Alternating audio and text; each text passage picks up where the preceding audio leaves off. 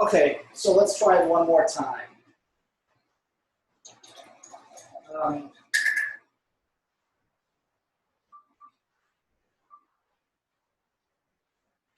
Okay, so let's try one more time. If it doesn't work this time, I'm going to give up and figure out some other solution. So I believe I left off before I had gotten the entire background blocked in, but since that would have just been mindlessly watching me do that, I finished blocking the background in, and I will now start by blocking in the shadow masses. I'm going to start with the cast shadow. So the cast shadow, as I'm looking at it, is obviously dark and it's warm. It's distinctly warm. So we often mistakenly think a cast shadow is cool. I'm not sure why, but this cast shadow is distinctly warm. It's getting a lot of reflection from the warmth of the box, the warmth of the walls of the box, bouncing back into the shadow mass of the cast shadow. So it is a distinctly warm shadow. Now, the question is, how light should it be compared to the value of the tabletop as I've painted it so far? So the first paint I put down, I think, was too dark. So I think something more like this. As I look at the warmth of that shadow mass, of the cast shadow, it strikes me that it's a little bit warmer. I mean, it's a little bit cooler than the back wall of the box. It is nevertheless a warm mass. So I'm going to block that in. I think a temperature something like that seems good. And I'm just looking at the image on the screen of the computer, and on my computer screen it looks dark, so perhaps it does on the video. But I'm paying attention to how warm that shadow mass is. So bringing the shadow mass all the way up to the point on the form, point on the object where the form shadow starts. And I think given the colors I have to work with, that is a decent, I think that's a pretty good value and temperature, given the colors I have to work with. Now, on Tuesday, when we were doing our demo with the cone, the value cone, we talked about what's sometimes called the penumbra, or the halftone, that transitions the cast shadow, softens the cast shadow. I believe it was Devora who asked about it today. Why does the cast shadow get softer as it moves further away from the form? I do think that my answer was right. I think that my answer, that the further away from the form cast shadow falls, the more opportunity there is for ambient light to sneak in and lighten up that mass. But at any rate, I want to make sure that I am blocking in a convincing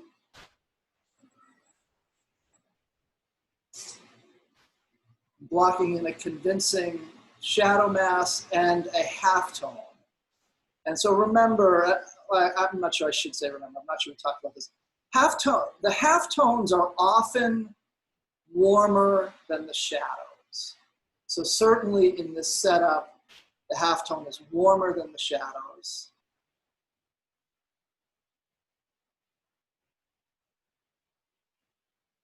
So I've blocked in the cast shadow and the softness of the halftone.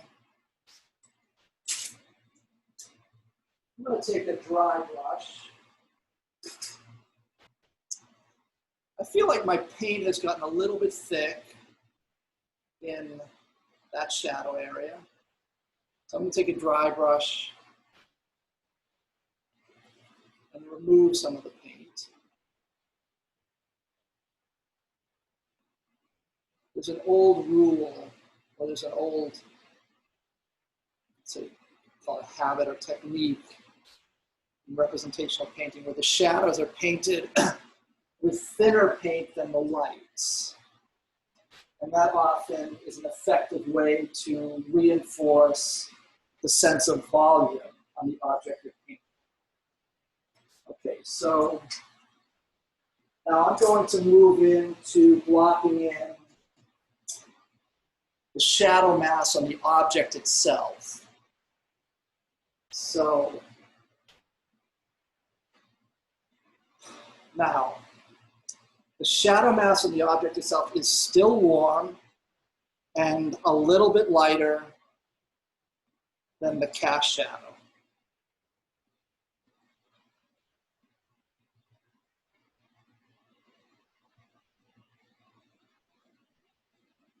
So again, just being very conscious of the fact that we are not trying to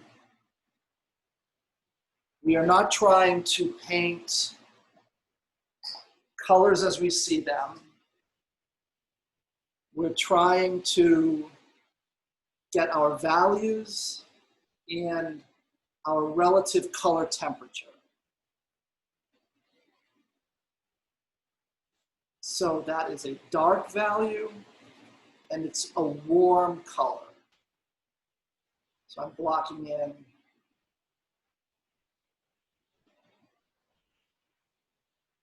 warm, a dark value that is warm in temperature.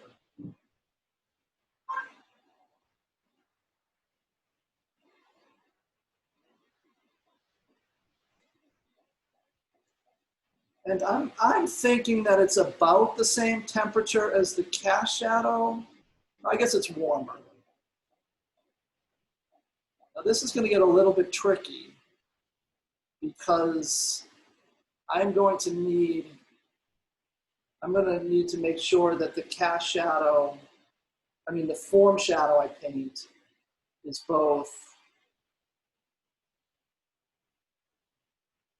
lighter than and warmer than the cast shadow. And if you lighten too much with white, you tend to minimize, or you tend to cool down the color. When you add white to a color, it tends to cool it down. So I want to make sure, I want to try my best with the limited colors to make the shadow mass lighter than, but also warmer than the cast shadow. Now I think I'm going to be able to do that because I can add to the painting I have so far. I'm going to be able to block in some shadow accent,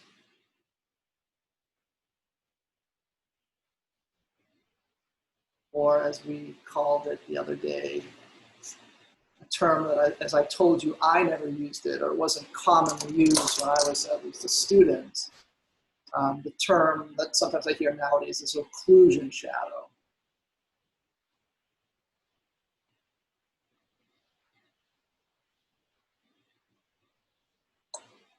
So there's an occlusion shadow just behind the form.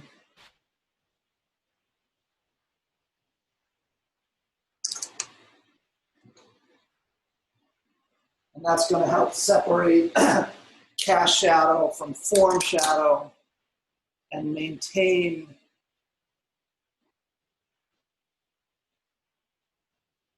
the relative lightness of the form shadow compared to the cast shadow and the relative warmth.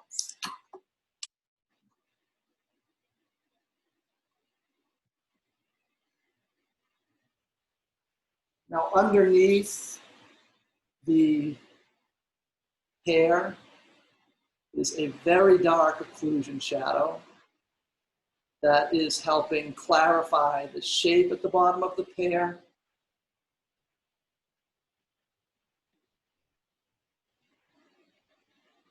And it helps make the painting read, or it helps indicate that that object is firmly planted on the surface. And it adds a fullness of value. I'm going to put that in. And I'm going to take a little bit of my mixture for the light mass to redraw the width of that occlusion shadow. Give it a little bit of softness.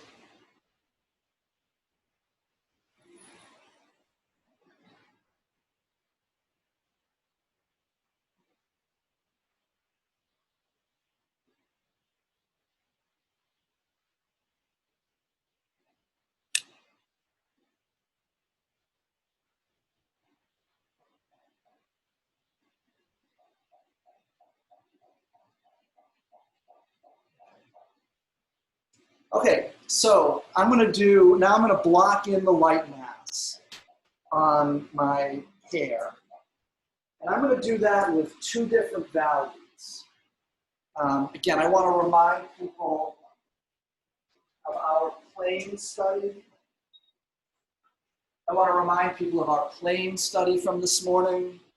So on the plane study, on this 8-sided column, we talked about the light planes directly facing the light source, or more or less directly facing the light source.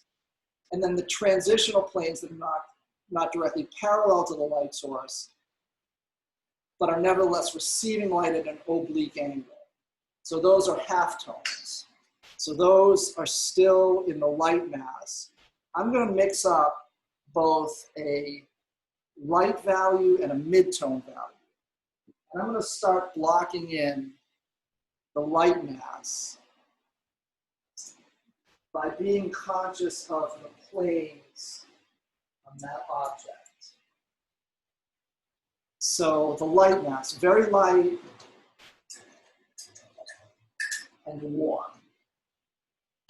So I think I'm going to, again, given the very limited color we have, I think I'm going to make my warm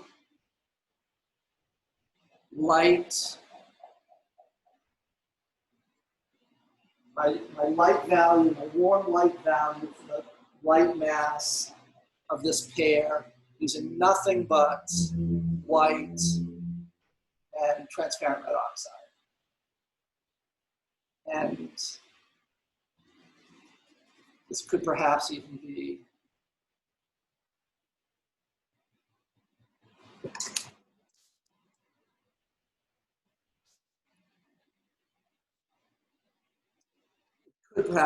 a little bit lighter. Let's see, I'll put some of it down and I'll decide.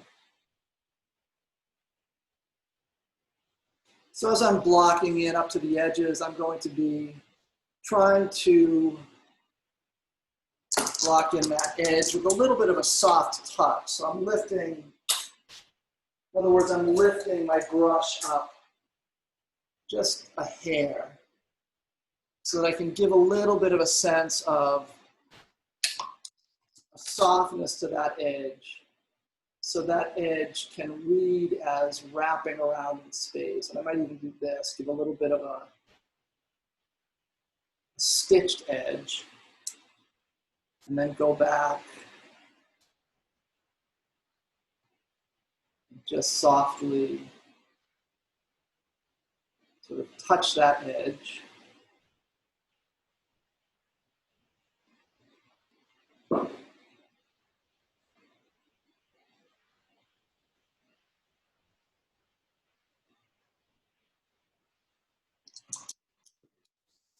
So, looking at that, I don't think I want to go much lighter than that for the light side of the form. So what I'm going to do, we'll lighten it a bit, and what I'm doing right now gets at what I mentioned earlier today. When someone asked, I think it was Devora asked about the difficulty of manipulating oil paints, making some areas lighter after you've already put paint down. I want to make the light mass, the light side of the pear lighter, but I've already got paint there underneath. So what I'm doing is I'm basically adding white paint